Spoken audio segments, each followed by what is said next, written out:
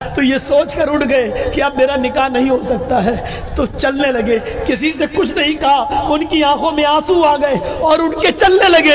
اللہ کے نبی نے ان کو جاتے ہوئے دیکھا، گھر کے دروازے سے نکلتے ہوئے دیکھا تو کہا ادھر آؤ۔ وہ پلٹے، کیا بات ہے؟ ادھر آؤ۔ کہاں جا رہے ہو؟ کہ اللہ کے رسول جا رہا ہوں، کچھ کماؤں گا، گھر میں اور بھی لوگ ہیں ان کے لیے محنت مزدوری کروں گا، جب میرے پاس کچھ نہیں ہے تو نکاح نہیں ہو سکتا ہے۔ آپ نے کہا بیٹھو میرے پاس۔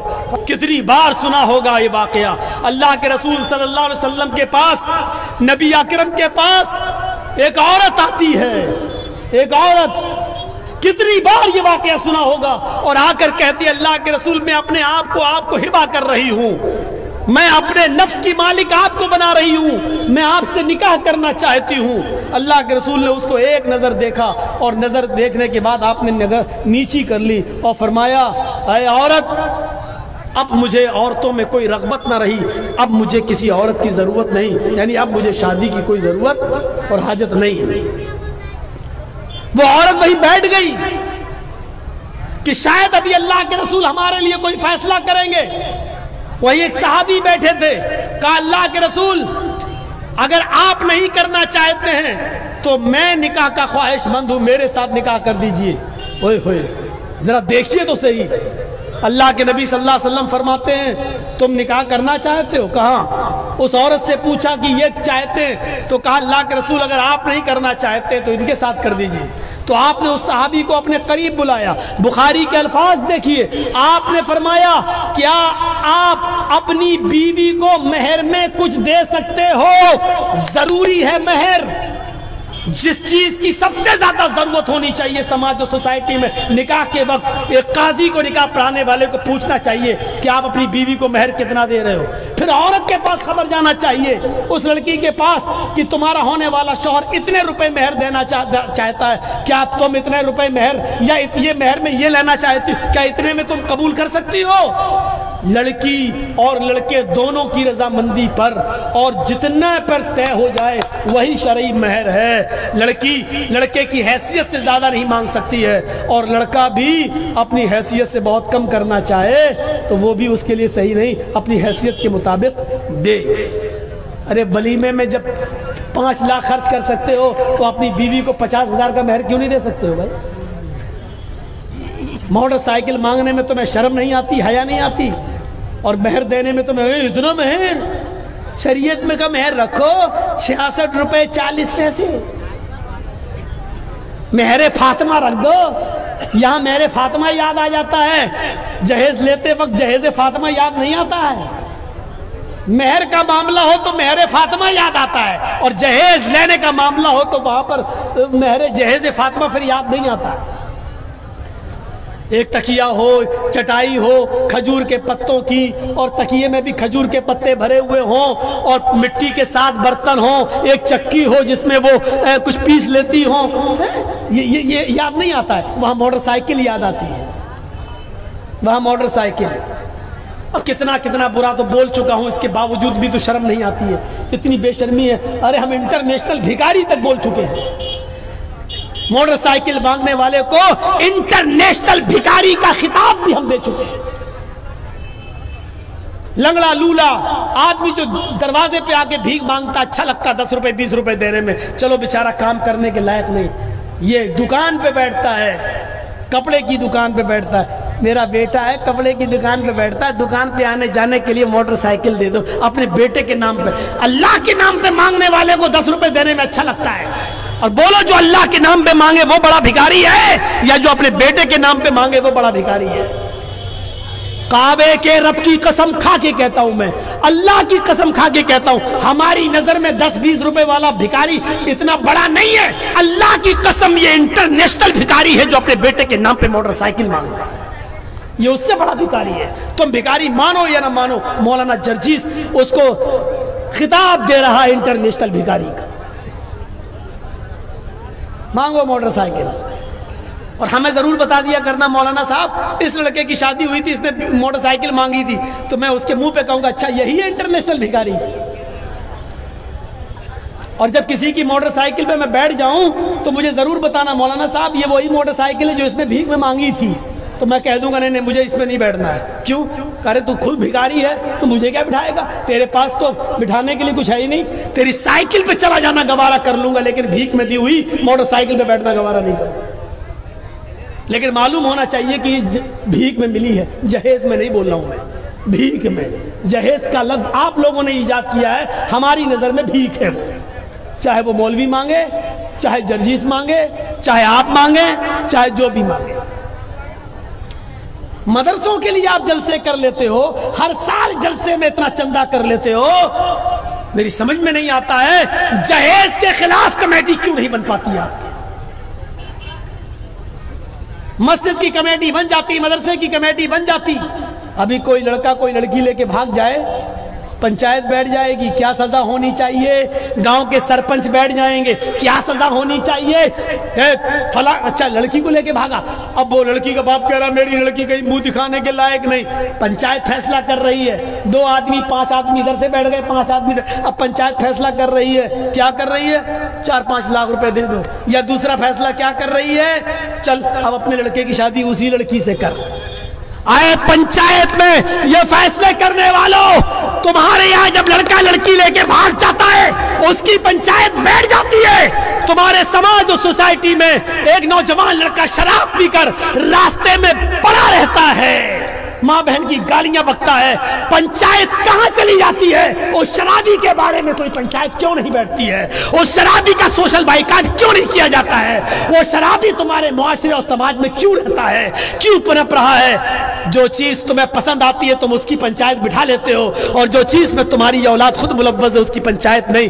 یعنی جو تمہارے پسند من میں آئے اس کی پنچایت کرو گے اور جو تمہاری مرضی میں آئے اس کی پنچایت نہیں کرو گے. یہ شریعت ہے، کوئی کرانہ مرچینٹ کی دکان نہیں، پرچونی کی دکان نہیں. جو پسند آئے وہ لے لو اور جو پسند نہ آئے اس کو چھوڑ دو. شریعت ہے. اگر لڑکا لڑکی لے کے بھاگتا ہے اس کی پنچایتیں جڑتی ہیں تو شرابی لڑکوں کا سوشل بائیکاٹ ہونا چاہیے. نہ کوئی اس کو لڑکی دے نہ اس کی لڑکی لے. یہ پنچایتوں میں یہ طے ہونا چاہیے، اس کا سوشل بائیکاٹ ہونا چاہیے. اس کا ہمارے سماج میں معاشرے میں لوگ نماز نہیں پڑھتے اور اذان ہو رہی ہے اور بے نمازی ہماری آنکھوں کے سامنے ٹہلتے. پنچایت اور گاؤں کے سرپنچ کہاں چلے جاتے ہیں؟ ان کے خلاف میٹنگیں کیوں نہیں ہوتی ہیں؟ جبکہ بے نمازی کے بارے میں شریعت کہتی ہے کہ بے نمازی اگر شادی شدہ ہے، اگر وہ نماز شادی سے پہلے پڑھتا تھا اور شادی کے بعد اگر اس نے نماز پڑھنا چھوڑ دیا تو اس کی بیوی اس پر حرام ہو جاتی ہے. شریعت کہتی ہے کہ یہ نکاح باطل ہو جاتا ہے. وہ طلاق دے یا نہ دے، عورت کسی نمازی عورت کے آدمی کے ساتھ نکاح کر سکتی ہے. جہاں شریعت یہ حکم دیتی ہے اس کے لیے کوئی پنچایتیں آپ نہیں بٹھاتے ہو. لڑکا لڑکی لے کے بھاگ جائے تو پنچایتیں بیٹھ رہی ہیں. شرابیوں کے خلاف کوئی پنچایت نہیں بیٹھ رہی ہے. کہاں چلا گیا ہمارا سماج؟ کہاں چلی گئی ہماری سوسائٹی؟ اپنے عقل کے ناخن لو اور سوچو. وہ عورت کہتی ہے، پھر بات میں بہک گیا، کہتی ہے اللہ کے رسول، اللہ کے نبی نے کیا کہا؟ مہر بتاؤ دینے کے لیے کیا ہے، کیا دو گے مہر؟ کچھ ہے؟ کہنے لگا نہیں میرے پاس کچھ نہیں ہے. اللہ کے نبی نے کہا ایک بار اپنے گھر چلے جاؤ اور دیکھ کر آؤ. بخاری شریف کا واقعہ، کتاب النکاح. ایک بار گھر جاؤ، اگر کچھ مل جائے تو لے کر آؤ. وہ گیا اور واپس آیا، کہتا اللہ کے رسول میں گھر گیا، گھر میں لوگوں سے پوچھا، اپنے گھر والوں سے پوچھا، گھر میں کچھ نہیں ہے، ایسی چیز ہمیں نہیں ملی کہ میں اس کو مہر دے سکوں. مہر دینے کے لیے بھی نہیں ہے، گھر میں کچھ ہے نہیں، اور شادی کا سپنا ہم تصور کریں ہمارے یہاں ہو جائے گی؟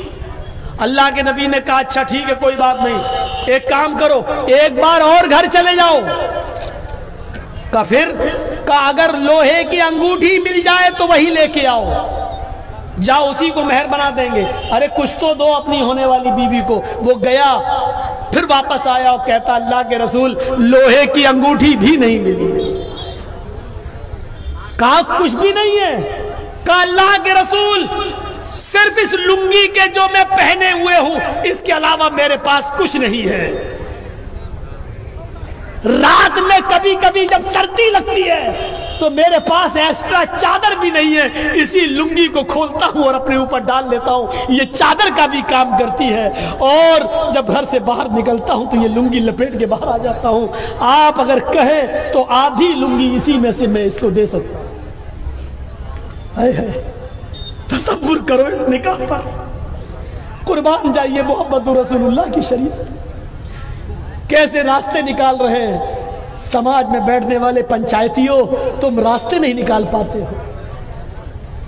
اللہ کے رسول نے کہا جب یہی ایک لنگی ہے تیرے پاس اور کوئی چادر بھی نہیں ہے تو وہ بھی تو پوری لنگی اس کو دے نہیں سکتا, آدھی دے رہا ہے تو آدھی تیرے کسی کام کی نہیں اور آدھی اس کی بھی کسی کام کی نہیں. یہ لے کے کیا کرے گی جب اس کو بھی کوئی فائدہ نہیں, نہ یہ پہن سکتی نہ تو پہن سکتا, تو لے کے کیا کریں گے اس کو. اپنے پاس رکھ.